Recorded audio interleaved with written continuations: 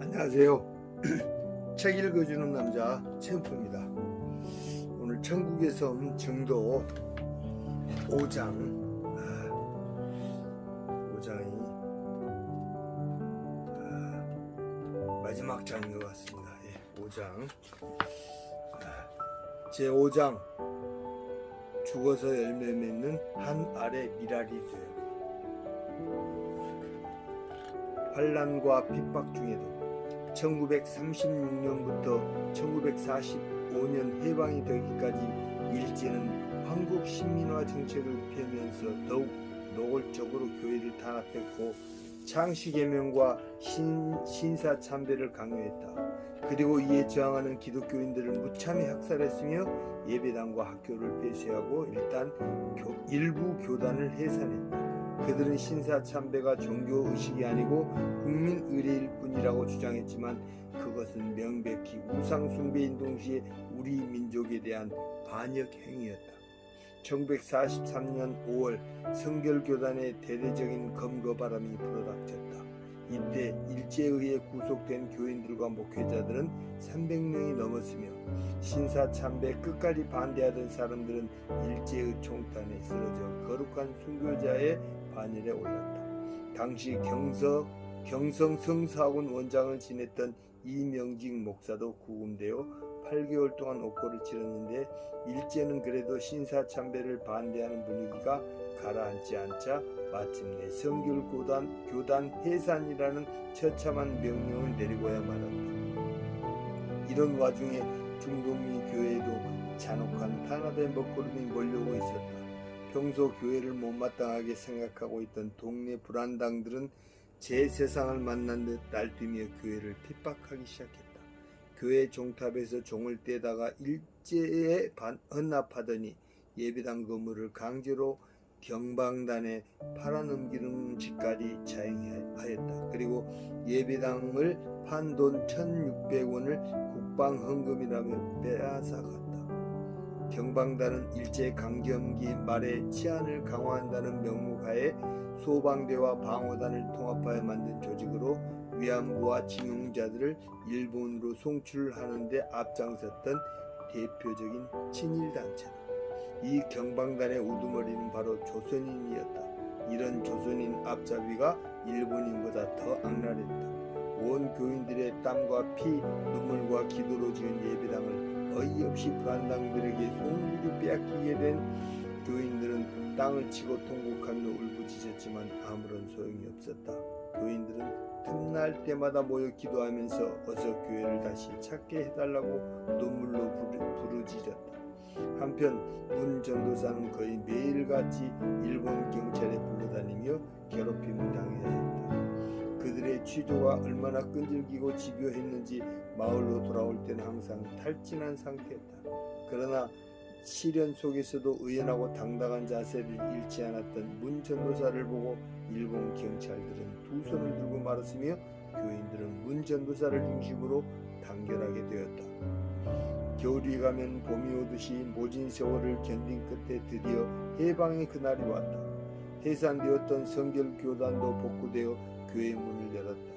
예배당을 빼앗긴 채 이 집 저 집을 전전하며 힘들게 예배드리던 교인들은 예배당을 되찾게 해달라는 부푼 기대에 가득 차 있었다. 그러나 예배당을 돈 주고 샀던 마을 유지는 예배당을 교인들에게 돌려줄 수 없다며 막무가내로 버텼다. 참으로 어이없는 일이 아닐 수 없었다. 해방이 되어 일제가 물러갔는데도 강제로 빼앗긴 예배당을 되찾을 수 없다니 이게 무슨 황당한 경우겠는가. 전남지방회와 서울총회 본부에서까지 직접 내려와 마을 대표들을 만나 설득했지만 이들은 요지부동이었다. 일제강점기 때 일제와 결탁해서 재산을 지키고 영화를 누렸던 일부 사람들은 해방이 되고 나서도 변함없이 권세를 누리며 풍족하게 살면서 오히려 일제에 의해 탄압받고 고난당하던 사람들을 멸시하고 홀대하였다. 어처구니 없는 일이었다. 참다 못한 문 전도사는 목포지방법원에 소송을 제기하여 재판을 받기 이른다. 증도에서 목포까지 먼 길을 수없이 오고 간 끝에 결국 불법적인 방법으로 예배당을 차지한 마을 유지는 교인들에게 예배당을 되돌려주라는 판결이 나와 교회를 되찾게 되었다. 온 교인들이 교회로 몰려가 예배당을 깨끗이 청소한 뒤 해방 후 첫 예배를 드리게 되었을 때 이제야 비로소 해방을 맞은 듯 교인들 눈에서는 뜨거운 감사의 눈물이 하염없이 흘러내렸다. 교회를 되찾은 뒤에도 몇몇 유지들은 동네 불황당들을 이끌고 와서 공공연하게 교인들을 못살게 굴고 폭력을 행사했으며 기물을 파괴했다. 이들은 아예 예배당 안에서 먹고 자면서 교회를 아수라장으로 만들어 놓았고 교회를 찾는 교인들에게 온갖 폭언을 퍼부었다. 이번에도 결국 이 문제를 법정으로 가지고 와야 했다. 문 전도사는 교회 불법 침입죄와 명예훼손죄로 목포 지방법원에 이들을 고발했고 법원에서는 이번에도 문 전도사의 손을 들어줬다. 그 유지는 7년 동안 집에서 자숙하라는 판결을 받게 되었다. 이런 기나긴 싸움과 법정 소송을 겪으면서 몸도 마음도 지칠 대로 지친 문 전도사는 이내 자리에 드러눕고 말았다. 그리고 이후 몇 년 동안을 병실에 심한 고생을 해야 했다. 그토록 자신의 몸을 돌보지 않고 오랜 세월 헌신적으로 교회를 개척하고 목회 활동에 전념한 우울증이 한꺼번에 터져버린 것이다. 혈담이 수없이 목으로 넘어왔고 머리가 아파서 밤중에 잠을 잘 수 없는 날이 많았다.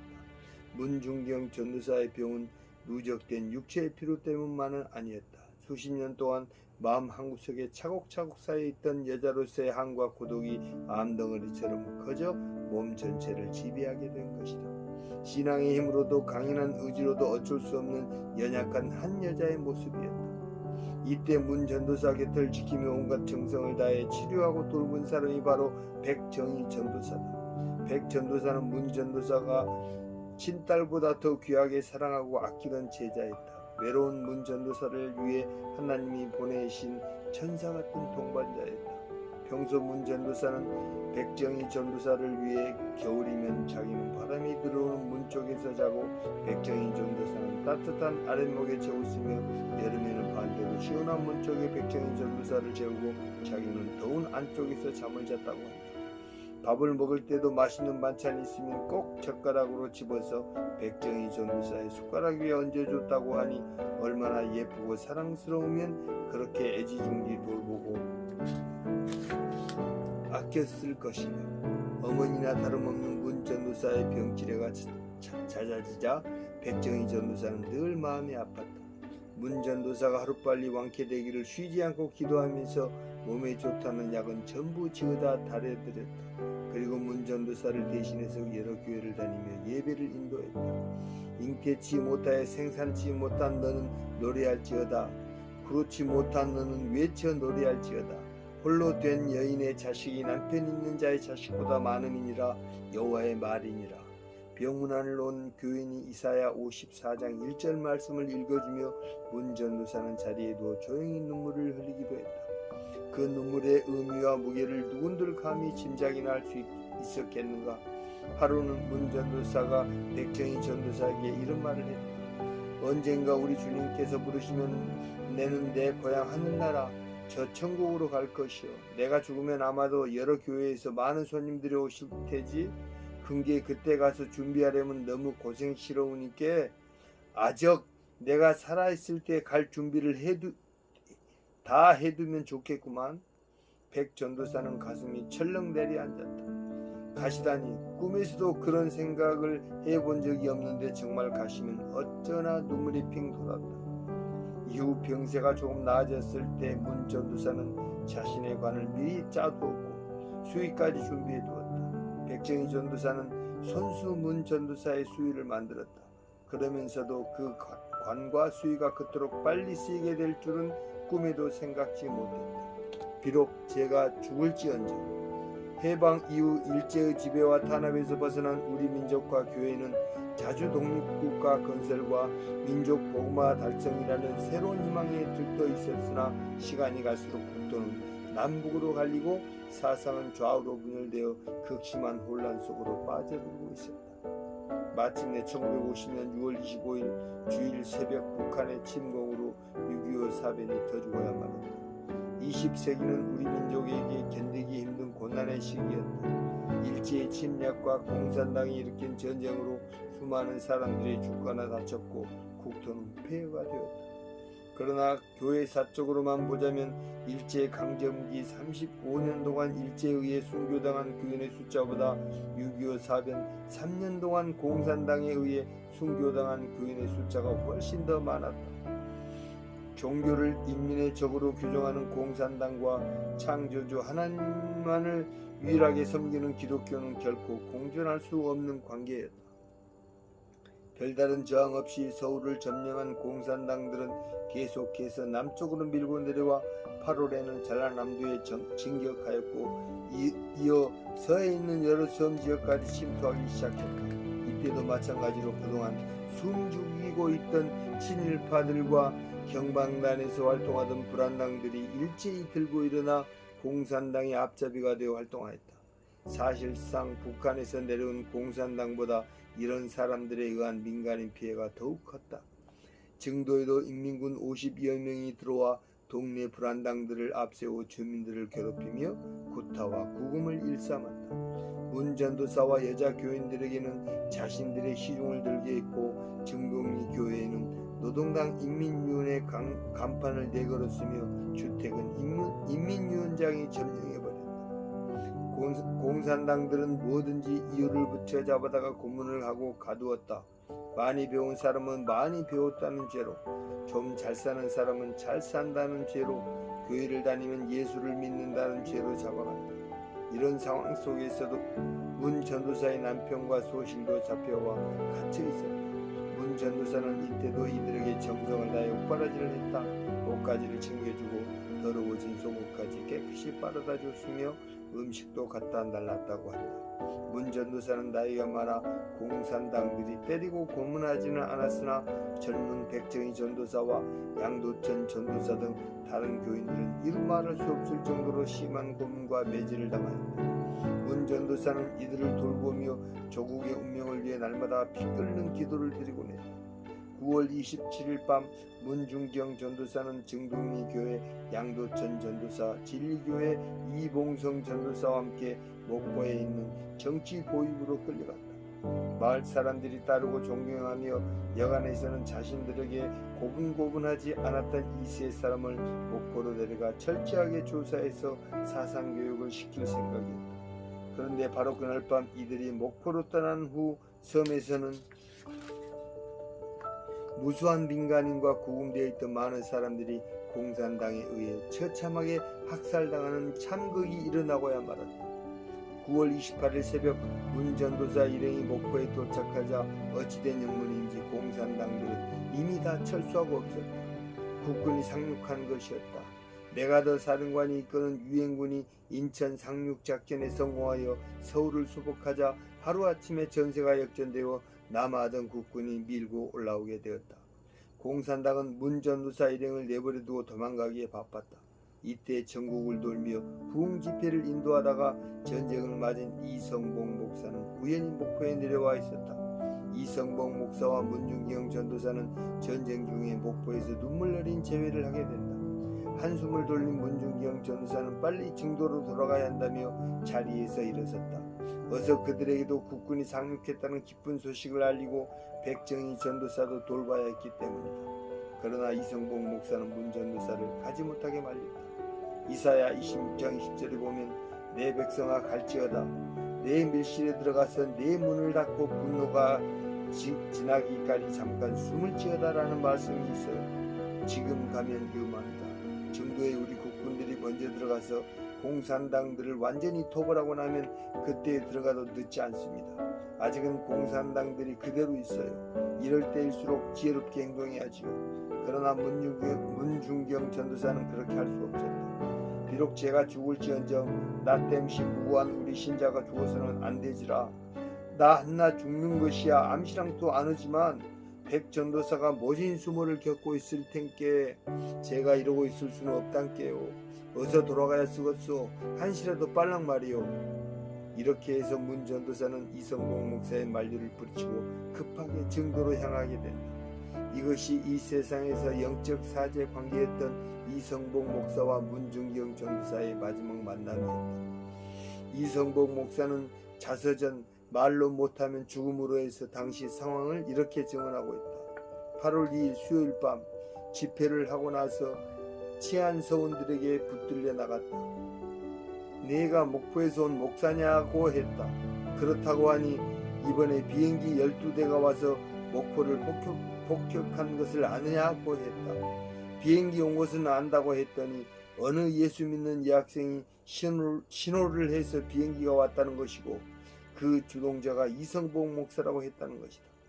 나는 예수 믿고 전도하는 목사지 그런 것은 모른다 하니 이 자식아 내가 예수 믿었느냐?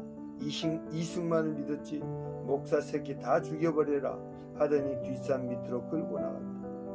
청년 10여 명이 몽둥이를 들고 마구 후려갈기니 스데반의 돌무덤이 생각나서 저들을 위하여 사죄 축복 기도를 하였다. 그런데 아무리 때려도 아프지가 않았다. 이 자식이 얼마나 뚱뚱한지 도무지 아픈 줄을 모른다. 아픈 줄을 모른다고 더욱 많이 맞았다. 마지막엔 코가 터져 뜨거운 피가 쏟아지니 참으로 감사했다. 주님은 나를 피 쏟아 구속했는데 나도 생피라도 쏟게 하시니 감사하다는 마음이었다. 그만 쓰러져 기절하니 대장이 아주 죽이지는 말아라. 단번에 죽이기는 아까우니 좀 더 고생시키다가 죽이자며 찬물을 끼얹어 정신을 회복시켜 유치장에 쓸어 넣었다. 두세 평 되는 좁은 방에 32여 명을 쓸어 넣으니 제일 더운 한여름에 기가 탁탁 막혔다. 감옥을 나와서는 치안서 바로 뒷집 최마리아씨 행랑방에서 지내면서 모든 신자들이 찾아오는 대로 전도하고 위로하고 같이 예배하였다. 특별히 주일날 많은 사람이 함께 모이면 의심하기 때문에 저들의 눈길을 피하려고 시간제로 하루에 여러 번 분반하여 예배하였다. 아무래도 전쟁은 치열하고 미국에 끝날 것이 예감되고 그들이 후퇴할 때는 많은 희생자가 날 것 같아서 9월 20일경 밤에 소달구지를 타고 목포로 들어가서 골방에 숨어 있었다. 아닌 게 아니라 목포에 들어간 지 수일 후에 9월 16일 유엔군의 인천 상륙 감행으로 공산군이 후퇴하는데 그때 많은 사람이 희생되었다. 그때 그 치안소에서 나를 찾았으나 행방불명. 나는 되살아나서 주의 능력을 한 번 더 체험하였다. 그때 최명일 목사, 김재선 목사는 학살당하고 말았다. 그 후 나는 더욱 힘을 다하여 무너진 제단들을 다시 쌓고 흩어진 양떼들을 다시 모으기 시작하였다. 내가 숨었을 때 찾아왔던 문중경 여전도사와 임자도의 이판일 장로 형제를 위하여 기도해주고 가지 말라고 하나 그래도 교회를 생각하여 가더니 종래 그들에게 학살을 당하고 말았다. 새끼를 많이 깐 시암타. 인천 상륙작전의 성공으로 유엔군과 국군이 진격을 시작해서 이미 목포까지 국군의 손에 넘어갔다는 소식을 비밀리에 전해들은 공산당들은 후퇴를 앞두고 최후의 발악을 하고 있었다. 빨리 도망이 나갔으면 좋으련만 이미 이성을 잃은 그들은 마지막까지 양민들을 학살할 계획을 세워놓았던 것이다. 10월 4일 밤 배를 타고 다시 증도로 들어온 문중경 전도사는 그들에게 발각되기만 하면 영락없이 죽은 목숨이었다. 그렇지 않아도 공산당들은 문 전도사를 이미 국군들이 상륙한 목포로 보낸 것을 땅을 치며 후회하고 있던 터였다. 문 전도사는 어서 마을 사람들에게 목포에 국군들이 들어왔으며 머지않아 증도에도 상륙할 거라는 기쁜 소식을 알려야 했다. 공포의 도가니에 빠져 극도의 불안감에 시달리고 있는 사람들에게 이 소식은 생명의 메시지나 다름없었다. 그날 밤에 긴박했던 상황을 정태기 목사의 설명으로 들어보자. 순교하시는 날 밤, 그때 제가 초등학교 5학년 때인데 문 전도사님이 목포에 국군이 들어왔다는 소식을 전하기 위해 고무신을 신고 우리 집에 오셔서 작은아버지 해방됐어요. 이 말을 전하시고 선 자리에서 그대로 뒤돌아 증동리로 가셨습니다. 들어오라고 하는데도 그냥 가셨어요. 당시 섬에는 아직도 공산 사상을 가진 사람을 죽이고 살리는 권한을 가진 사람들이 그대로 있을 때인데 그날 그렇게 하고 다니시다가 잡히신 거예요. 순교 현장에서 살아남은 유일한 생존자인 고 김두학 장로는 이런 증언을 남겼다. 목포로 끌려나갔을 때 이성복 목사님이 위험하니 들어가지 말라고 말리셨는디 믿는 사람이 전부 다 내 아들이요 딸이니 그들을 두고 내가 안 들어갈 수 없다 해서 들어오셨지라. 그걸 알고 숨어서 지내던 공산당들이 문 전도사님을 붙잡아 다른 사람들을 맹기로 7명을 줄로 묶어서 끌고 왔단께요. 정치 보입으로 간다고 하더구만요. 모래사장에서 신문을 받으셨어라. 공산책이 가장 우두머리였는데 이 사람은 특별히 달구로 말하자면 어미닭이다. 새끼를 많이 깠기 때문에 처형해야 한다고 했지요. 신문이 끝난 뒤 몽둥이로 사람을 때려 죽였단께요. 웜에 다들 소리를 지르고 난리가 나버렸는데 문 전도사님은 때리다가 안 되니까 총을 쏴서 총탄 한 발에 돌아가셨어라. 그날 끌려간 사람들 중에 다 돌아가시고 백정희 전도사님과 지만 겨우 살아남았어요. 별것도 아니니까 우리는 살려준 거겠지라. 문 전도사님은 돌아가시면서도 나는 이제 가더라도 우리 백정희 전도사를 비롯한 모든 교인들은 손대지 말고 잘 살펴서 살려달라는 말씀을 공산당들에게 하셨단께요. 문중경 전도사는 잔혹한 공산당들에게 새끼를 많이 깐 씨암탉이라는 조롱을 받으며 기꺼이 죽음의 길을 걸어갔다. 그들을 용서하면서 백정희 전도사와 교인들을 살려달라고 애원하면서 하나님께 자신의 영혼을 맡기면서 지도 그때는 그야말로 이제 죽는구나, 하나님 나라로 가는구나 그렇게 생각했었지. 공산당들에게 잡히기 전 그 위험한 상황 속에서 마을 이 집 저 집을 돌아다니며 소식을 전하던 문중경 전도사를 마지막으로 만난 사람이 있다. 증동교회 임진덕 권사다. 문 전도사님이 순교하시는 날 겁나게 무서워 밤새 한잠도 못 잤지라. 그날 밤중에 집 앞에서 우연히 문 전도사님을 만났는데 무서우니까 아이들 데리고 싸게 집으로 들어가라고 하셨단께요. 그러고서는 어디론가 바삐 가셨지. 지는 무서워서 얼른 들어왔지라. 10월 5일 새벽 2시 증동리 앞 백사장은 살벌한 죽음의 기운만이 감도는 암흑천지요 무법천지였다. 광기와 도끼만 남은 공산당들은 끌고 온 양민들을 한 사람 한 사람 몽둥이로 때리고 죽창으로 찔러 죽였다. 드디어 문중경 전도사의 차례가 되었다. 그들은 문 전도사를 향해 새끼를 많이 깐 씨암탉이라고 놀려대면서 몽둥이로 때리고 죽창으로 찌르기 시작했다. 그 와중에도 문 전도사는 그들에게 백정희 전도사와 교인들만은 해치지 말아달라고 통사정을 했다. 그러는 사이 그들 중 한 명이 총구를 들이대고 방아쇠를 당겼다. 별빛도 그 빛을 잃고 기러기도 그 울음을 잃어버린 고요한 새벽, 정막을 깨뜨리는 한방의 총소리는 역사의 휘장을 가르듯 그렇게 삶과 죽음을 가르며 허공 속으로 사라져간다. 하나님 아버지시여 내 영혼을 받아주시오.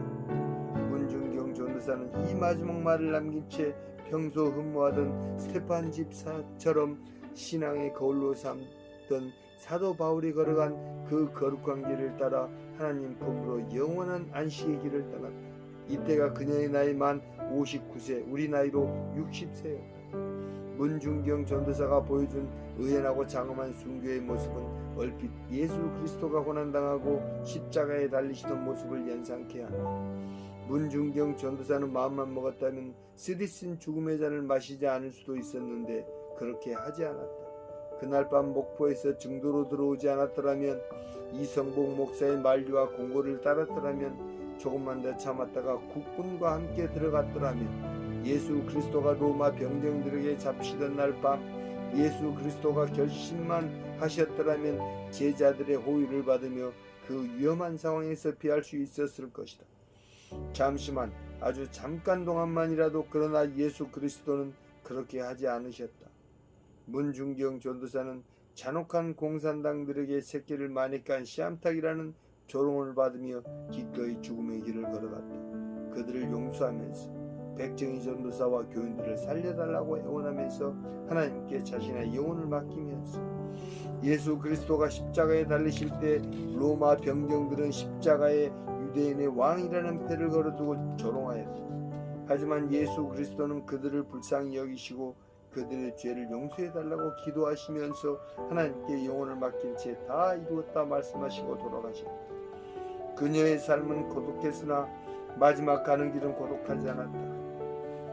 일생 동안 자신의 몸과 영혼을 다 바친 거룩한 순교자의 길에 하늘의 천군 천사들이 모두 나와 영접했을 것이고 스데반 집사와 사도 바울도 나와 반가이 맞았을 게 분명하며 예수 그리스도께서 친히 나와 영접하시며 기쁨으로 맞아주셨을 게 틀림없기 때문이다.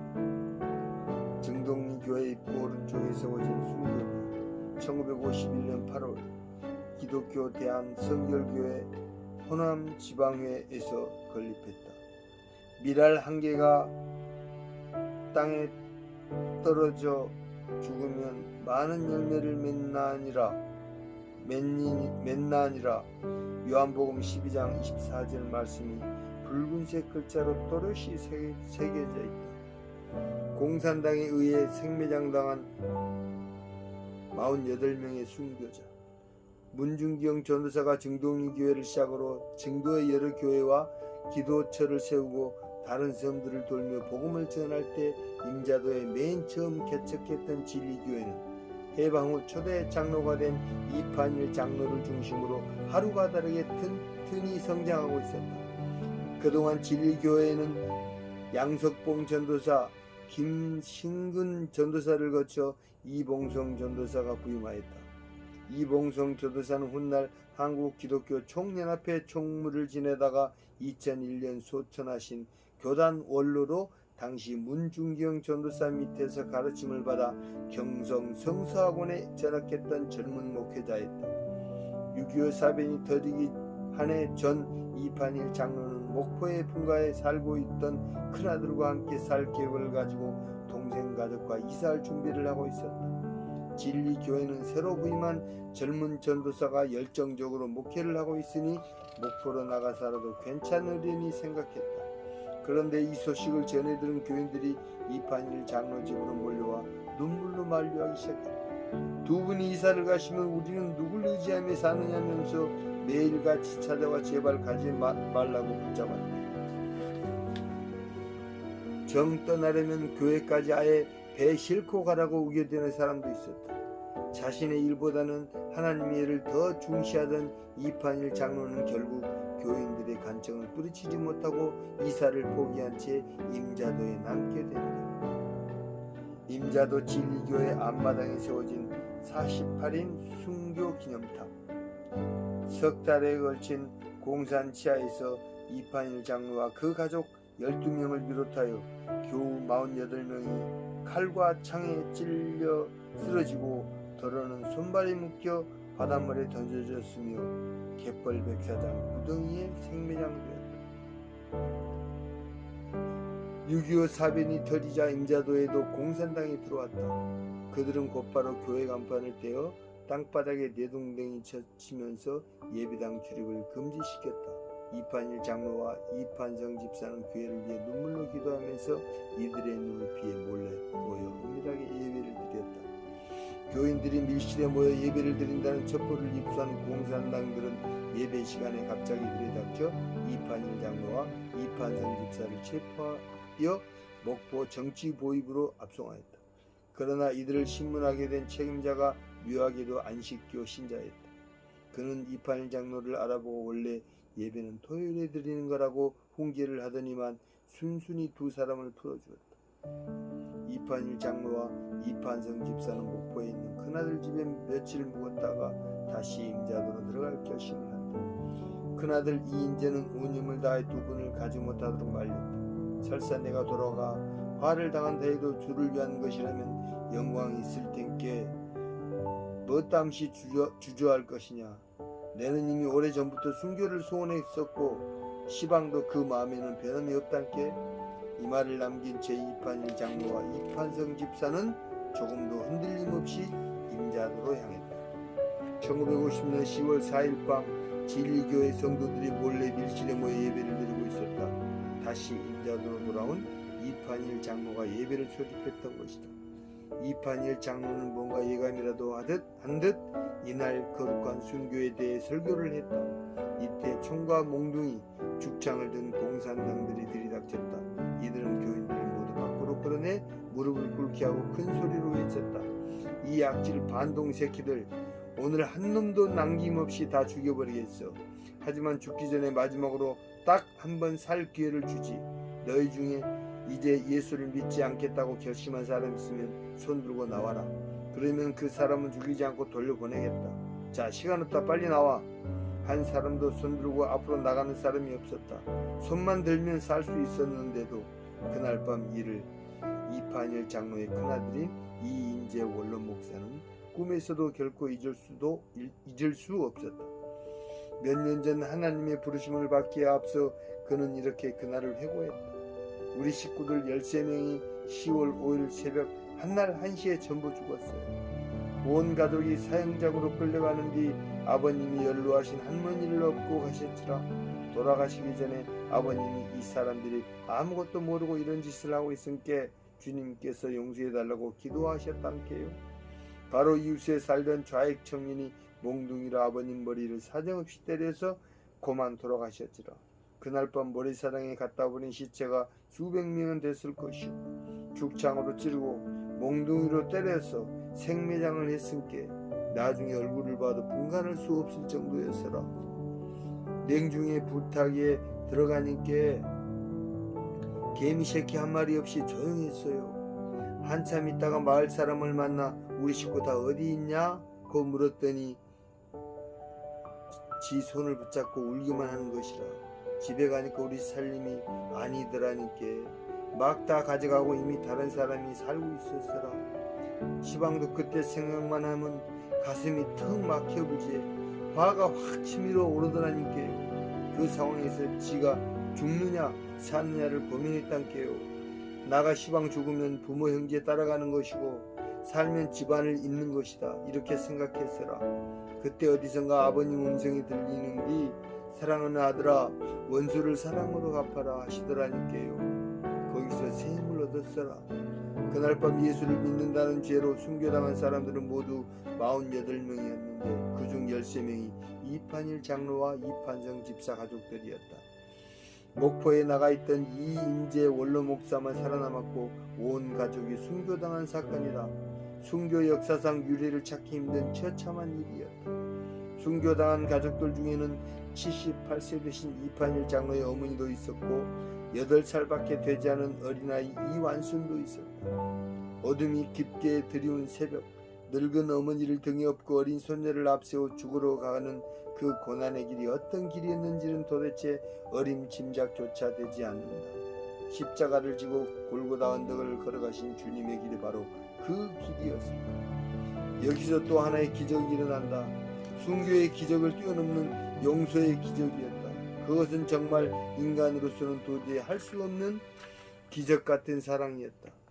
임자도에서 일어난 이판일 장로 가족 13명을 포함한 48명의 순국 사건을 수습하기 위해 해군 부대가 섬으로 진입해 올 때 해군은 참관인으로 이인재 목사를 동행하도록 했다.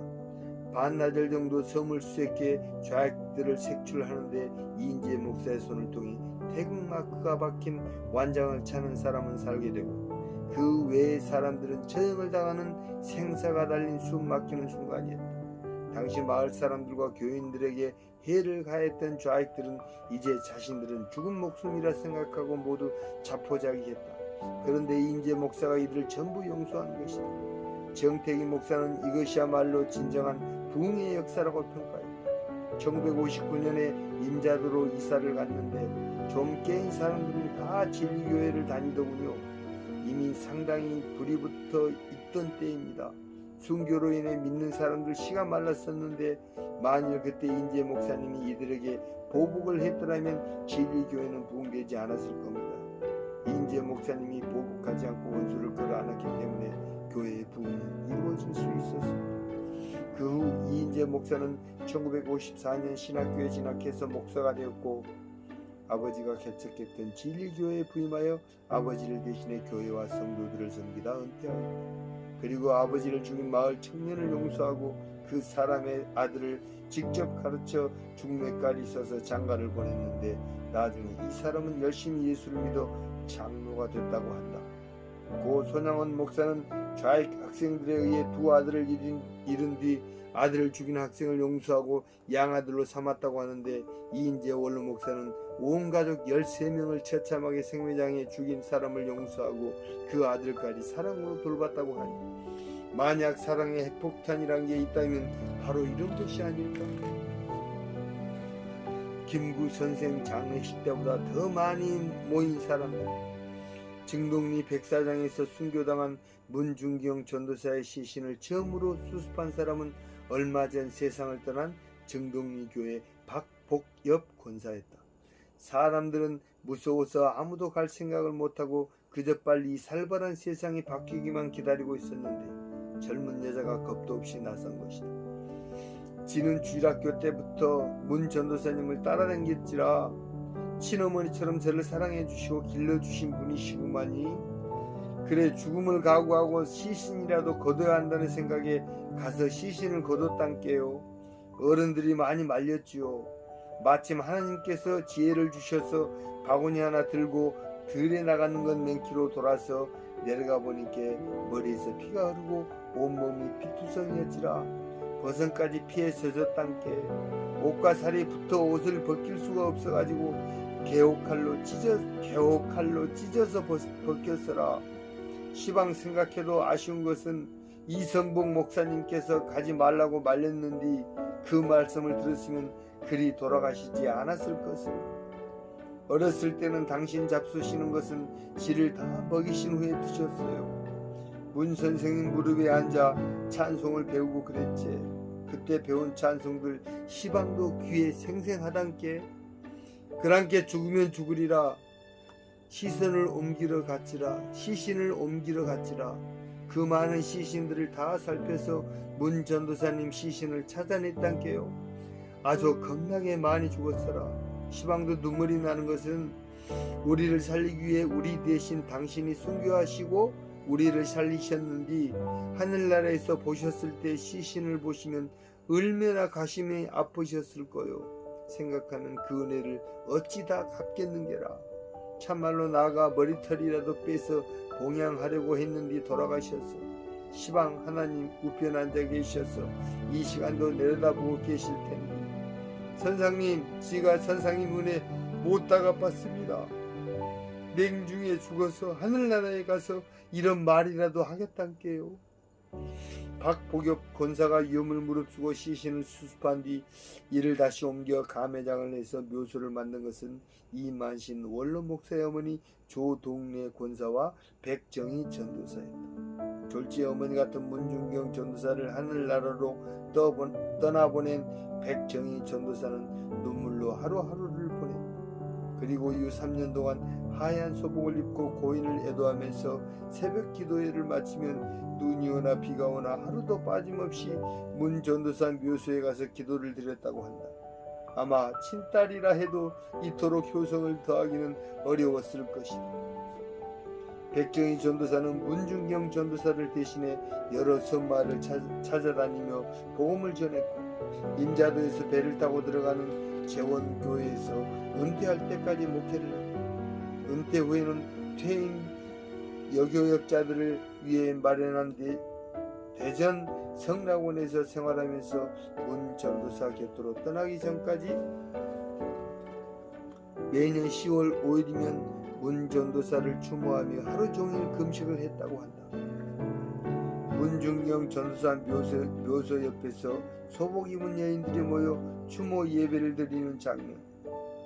나중에 교인들이 날 사랑하시던 선생님 어디 갔나 하고 이어지는 추모가를 지어 불렀다니 중도 사람들이 문 전도사를 얼마나 사랑하고 존경했는지를 잘 알 수 있다. 1951년 2월 2일 아직 전쟁이 끝나지 않은 상태였지만 고 문중경 전도사의 회가비를 맞아 호남 지방회에서는 증동리 백사장 순교 현장에서 문 전도사의 장례식을 치르기로 하였다.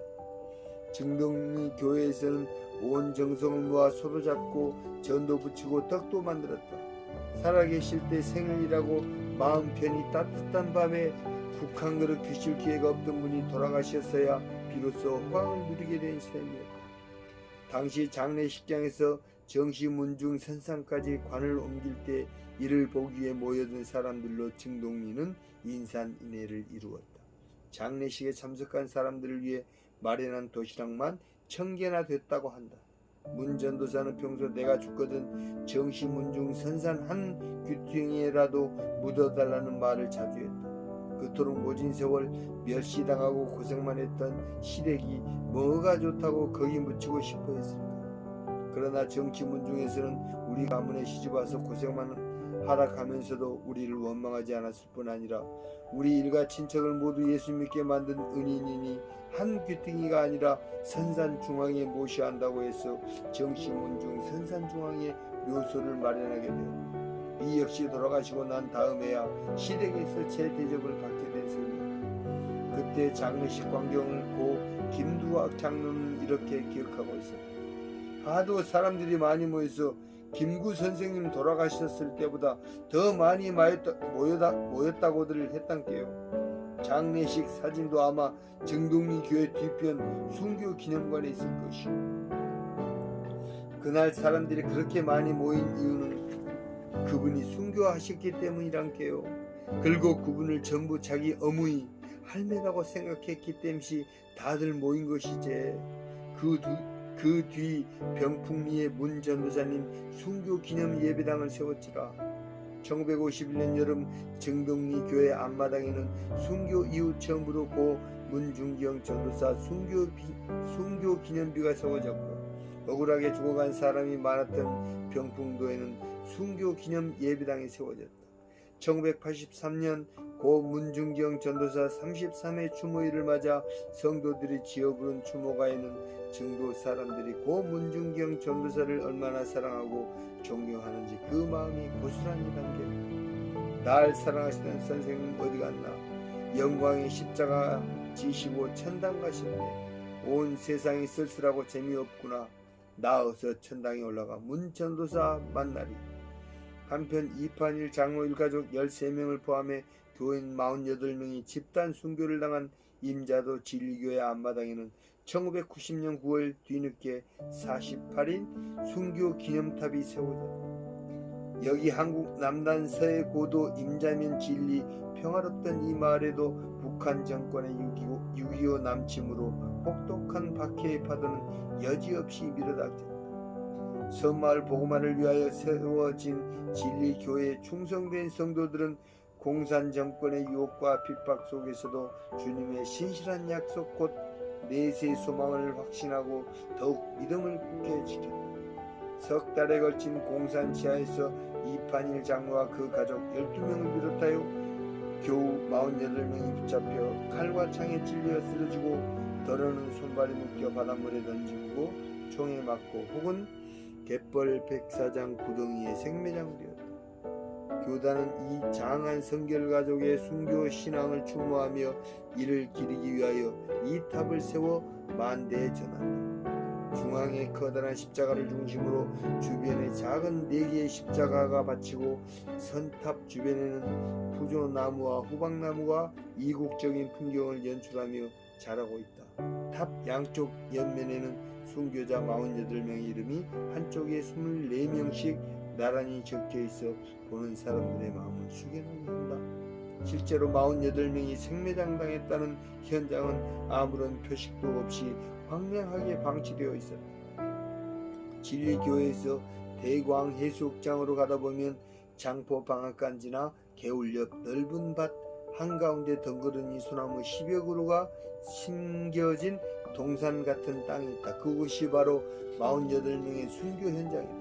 아마 지금이라도 이곳 땅을 파내려가면 엄청난 양의 유골들이 발굴될 것이다. 길을 안내한 진리교회 김성수 장로는 속삭이듯 이렇게 말했다. 신앙을 지키다가 순교하신 조상과 선배들의 숭고한 피가 묻힌 이런 현장을 잘 보존하고 가꿔야 하는데 시골 섬마을 작은 교회가 무슨 예산이 있어 그런 일을 하겠습니까? 땅 주인은 교회에서 사겠다고만 하면 판다고 하는데 안타깝죠. 매일 이 길을 지나면서 쳐다보면 죄스럽기도 하고 그래요. 신안 섬마을의 테레사 수녀 문중경 전도사는 오늘날 목회자들에게 목회란 무엇인가를 몸으로 삶으로 보여준 분이며 이 시대 각 분야 리더들에게 진정한 섬김의 리더십이 무엇인지를 실천과 행동으로 가르쳐 준 분이다. 목회나 리더십은 이론이 아니라 삶이며 실천이다. 문중경 전도사를 자신의 영적 멘토라고 고백한 고 김중건 목사, 한국 대학생 선교회 명예총재는 그녀의 목회를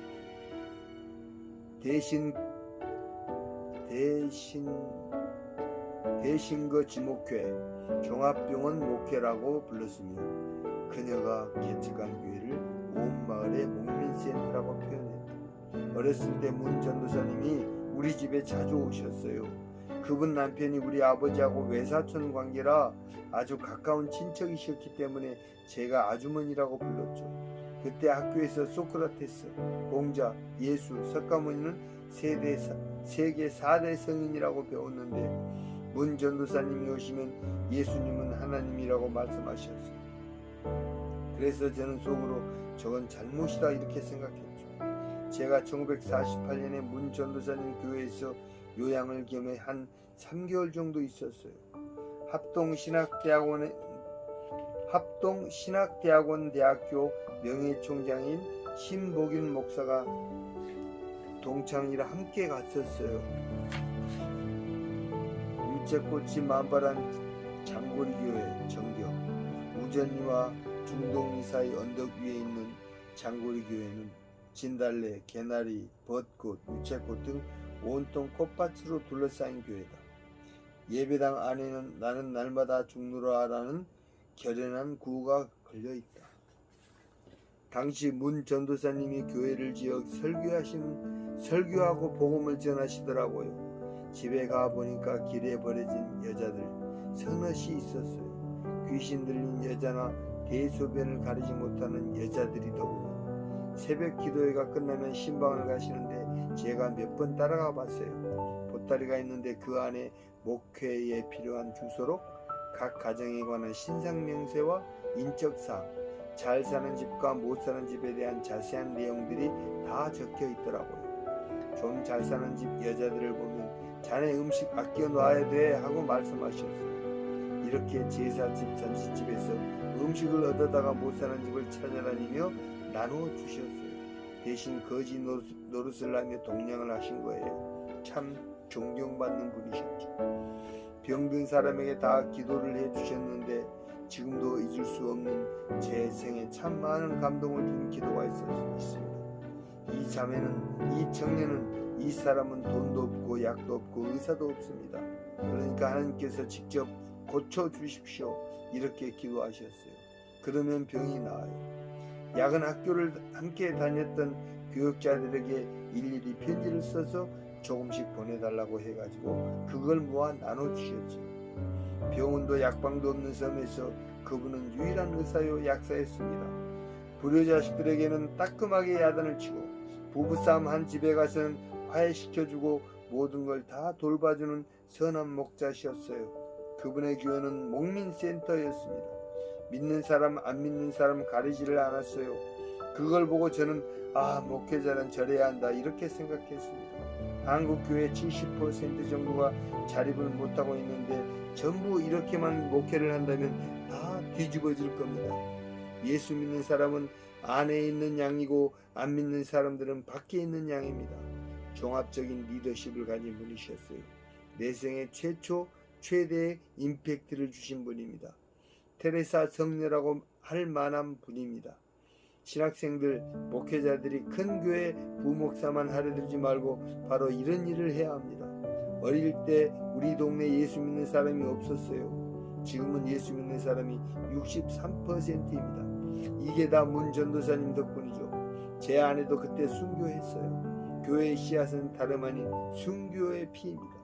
김준곤 목사 자신도 6.25 사변 당시 고향인 신안군 지도면에서 좌익들에 의해 아버지와 초등학교 교사였던 아내를 잃었으나 그들을 용서했던 분이다. 시간이 흘러 학살의 주범들이 체포되자 유가족들이 그들을 처형하자고 했으나 김준곤 목사는 그들을 용서했고 탄원서까지 써줬다고 한다.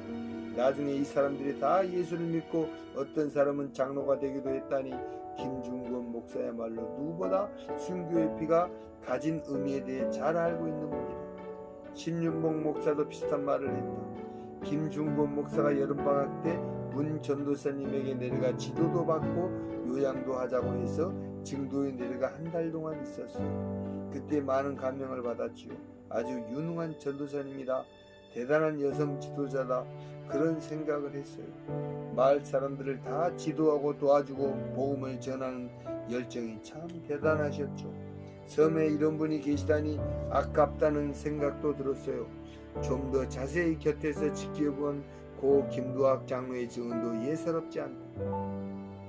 문 전도사님은 여러 사람들이 모인 곳이라면 어디든 가셔서 우울증에 걸린 사람도 웃게 맹글고 어린이에 상고가 있는 사람은 순산하게 맹글고 병으로 신음하는 사람에게 가서는 위로받게 하는 그런 은사를 가지고 계셨더라. 저분은 참 특별한 분이다. 하늘에서 낸 사람이다. 천사다.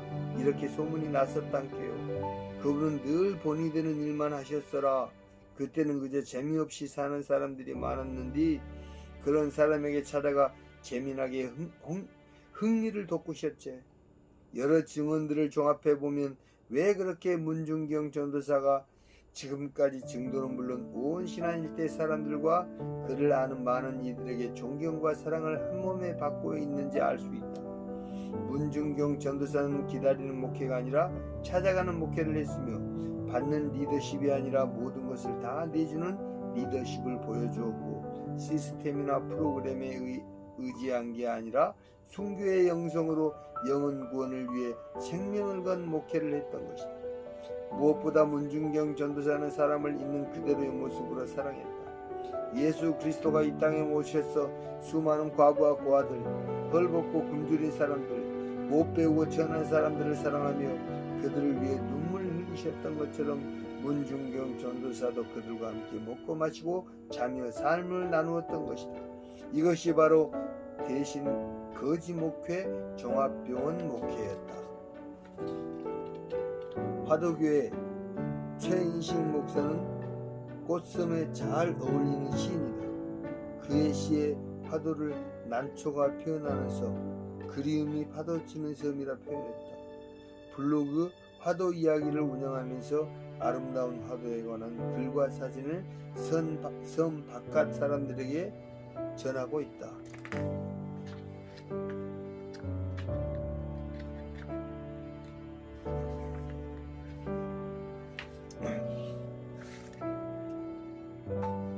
이것이 바로 문중경 전도사가 개척한 목민센터 교회였다. 그래서 많은 사람들이 그녀를 선생님이라고 불렀으며 그녀는 섬마을의 어머니가 될 수 있었다. 모든 사람들의 영원한 어머니, 그녀는 신안 섬마을의 테레사 수녀였다. 문중경 전도사의 삶과 그 발자취가 남긴 의미에 대해 정택이 목사는 부드러우면서도 거침없이 이렇게 말했다. 마치 늘 머릿속에 애워두었던 말을 꺼내는 것처럼 문 전도사님을 보면 탁 빛이 납니다. 영적인 힘, 생기, 카리스마, 그게 느껴져요. 사람이 휘말리듭니다. 이런 분이 애 낳는 집 애 받아주고 연병 걸린 사람들 찾아가서 돌봐줬어요. 김준곤 목사님 말씀처럼 한국의 테레사 수녀였어요. 저의 모델이셨습니다. 분명한 것은 나는 아무리 해도 그분 뒤꿈치도 따라갈 수가 없다는 겁니다. 그분은 하늘이 내린 분입니다. 그분을 만나면 변하지 않을 수가 없어요. 아무리 절망 가운데 빠진 사람이라도 그분을 만나면 소망을 갖게 되었어요. 그러니 사람들이 모여들었지요. 그 억세고 미신에 심취했던 사람들이 변해서 기도하고 예수를 믿게 되었다는 것, 이거 시시하게 볼 게 절대 아닙니다. 정말 대단한 기적이에요. 목숨 내걸고 한 일입니다. 문중경 전도사님은 1950년 10월에 세상을 떴는데 그 후로 믿는 사람이나 안 믿는 사람이나 모든 섬 사람들 마음에 깊이 박혀버린 겁니다. 그분은 한 번도 돌아가신 적이 없습니다. 오히려 더 살아서 역사한 셈이죠. 그게 바로 오늘날 교회를 이렇게 만든 겁니다. 예수님이 돌아가셨거든요. 그런데 십자가에 달리신 후에 예수 믿는 사람들에 의해 기독교가 이렇게 전파된 것과 똑같은 겁니다. 그게 바로 순교가 남긴 부활의 의미입니다.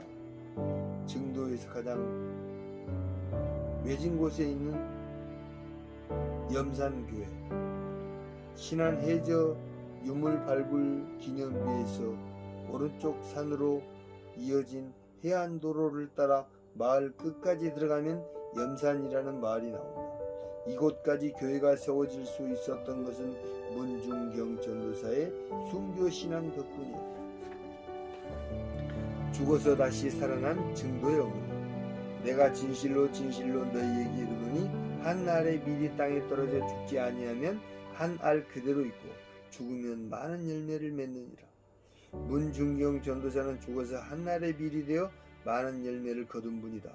대부분의 사람들이 죽어서 많은 열매를 거두기는커녕 한 알 그대로 있는 것도 모자라 썩어 부패해서 다른 비랄까지도 썩게 만드는 일이 허다한 세상이라 문중경 전도사의 존재는 더욱 빛이 난다. 그러나 한국교회는 문중경 전도사의 순교와 열매를 거의 잊고 지내왔으며 남성 목회자들의 순교와 열매에 비해 지나치게 소홀히 취급되어 왔음을 부인할 수 없다. 평양 대부흥운동 100주년의 진정한 정신을 되살리고 한국 성결교회 탄생 100주년의 소중한 의미를 되새기는 일은 바로 이런 분의 뜨거운 순교 정신을 기리고 본받는 일일 것이다. 한국교회는 지금 위기를 맞고 있다. 신도수가 줄어서가 아니다. 교회 숫자가 적어서가 아니다. 시스템과 프로그램이 부족해서가 아니다. 재정과 예산이 모자라서가 아니다. 100년 전 우리 신앙의 선배들이 이 땅에 뿌렸던 그 뜨거운 피의 의미를 잃어버렸기 때문이다. 목숨을 던져 생명을 바쳐 지켜온 신앙의 순결을 잃어버렸기 때문이다. 모든 것을 다 버림으로써 얻고 죽어서 썩어짐으로써 다시 살아나는 부활의 신앙을 잃어버렸기 때문이다. 죽어야 산다. 모두 죽어야 한다. 한국 교회가 죽고 한국 크리스천들이 다 죽어야 한다. 철저하게 죽어야 한다. 그래야만 다시 살 수 있다. 그래야만 한국 교회가 살고 한국 크리스천들이 살고 우리나라가 살고 인류가 살 수 있다. 이것이 순교이며 부활이다. 그런 의미에서 서울신학대학 주승민 교수의 메시지는 많은 것을 생각하게 한다. 요즘 여성의 시대에 걸맞게 많은 여성 지도자들이 일어나고 있는데 이미 1950년대 여성 사역자로 성공한 성공적인 역할을 수행하고 순교자로 하나님께 영광을 돌린 문 전도사님 순교 사건이 일어났다는 것은 참으로 한국 교회사의 영광이라고 할 수 있습니다.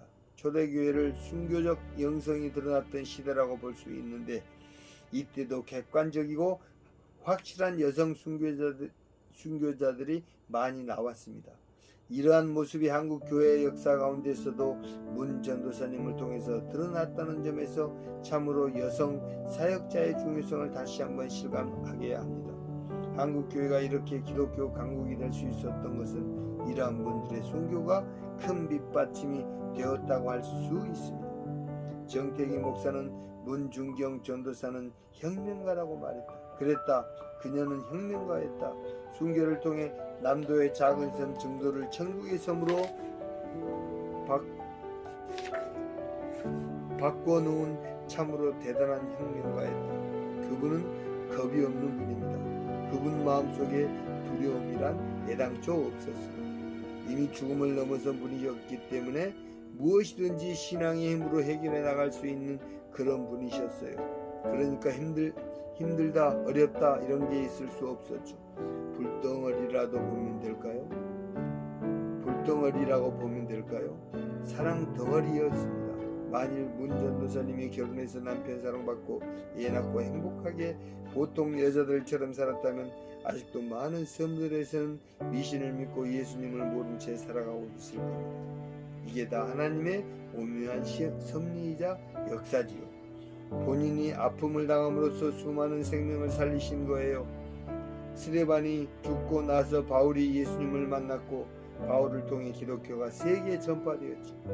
문 전도사님 영향으로 수많은 사람들이 예수를 믿고 가정이 변하고 꿈이 달라졌어요. 신앙혁명, 생활혁명, 인간혁명을 일으킨 분이에요. 그런 의미에서 문 전도사님은 혁명가입니다. 증도는 최소한 2번은 가야 하는 셈이다. 첫 번째는 아무것도 모르고 무작정 가야 한다. 두 번째는 문중경 전도사에 대해 알고 나서 공부 좀 한 다음에 가야 한다. 이렇게 2번을 가고 나면 가지 말라고 해도 3번째로 증도를 찾게 된다. 무작정 증도를 처음 찾았을 때 증도는 즐거운 섬이다. 자연과 사람이 보물인 섬이다. 짱뚱어 다리에서 저녁노를 바라보거나 화도가는 노두길에서 바다와 하늘이 만나는 풍경을 보고 있으면 누구나 시인이 된다.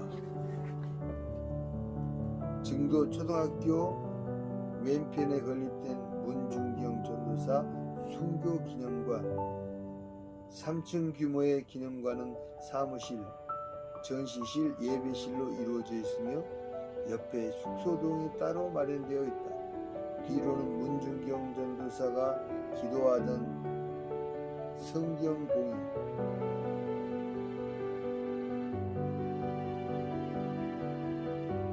앞으로는 순교 현장인 증동리 갯벌이 펼쳐져 있다. 짱뚱어에 놀라고 해당하와 숨비기에 취하면 돌아가는 시간도 잊어버린다. 그래도 좋다. 슬로시티 증도에서 느림과 기다림을 배웠으니까. 문중경 전도사에 대해 알고 나서 다시 찾았을 때 증도는 거룩한 섬이다. 순교의 현장과 교회들이 보물인 섬이다. 증동리 교회에서 마을을 한눈에 들여다보거나 순교 유적지에서 바다와 갯벌을 바라다보면 누구나 성직자가 된다. 빛과 소금의 섬에서 그녀가 걸어간 고난의 길에 뿌려진 버림과 비움의 신앙을 깨닫게 되면 도시에 두고 온 욕망과 집착을 한순간에 잃어버린다. 그래도 좋다. 증도에서 천국의 소망을 갖게 됐으니까. 즐거움과 거룩함을 다 한 번씩 느껴본 뒤에 3번째로 다시 찾을 때부터 증도는 즐겁기도 하면서 한없이 아름답고 거룩한 천국의 섬이다. 자전거를 타고 해안도로를 달려도 좋고 걸어서 갯벌 끝까지 가도 좋다. 봄에는 봄이라서 좋고 겨울에는 겨울이라서 좋다. 모래도 꽃도 짱뚱어도 사람도 다 보물이다. 그리울 때 그리워하고 기다릴 때 기다릴 줄 알고 느긋하게 인생을 바라볼 수 있는 여유가 생겨 좋다. 이럴 때는 누구나 철학자가 된다. 증도는 삶을 가르쳐주는 섬이다. 해당화 피고 지는 섬 마을에 철새 따라 찾아온 총각 선생, 19살 섬 색시가 순정을 바쳐 사랑한 그 이름은 총각 선생. 증도를 처음 찾았을 때 부른 노래다. 자연스럽게 이 노래가 입에서 흘러나와. 세상 만사 살피니 참 헛되구나. 부귀 공명장수는 바람잡이요 고대 광실 높은 집 문전옥답도 우리 한번 죽으면 일장의 춘몽. 흥한 소년 미인들아 자랑치 말고 영웅 혹을 열사들아 뽐내지 마라. 유수 같은 세월은 널 재촉하고 저 적막한 음부는 널 기다린다. 요즘 증도만 가면 자동으로 입에서 튀어나오는 찬송이다. 처음엔 그냥 불렀는데 요즘엔 가사 하나하나를 생각하며 부르게 된다. 그러면 자꾸 찬송이 느려진다. 망가진 카세트 테이프 느려지듯이 찬송이 느려지면 눈물이 난다. 그래서 증도는 또 하나의 별명을 추구한다. 눈물의 섬. 증도는 눈물의 섬이다.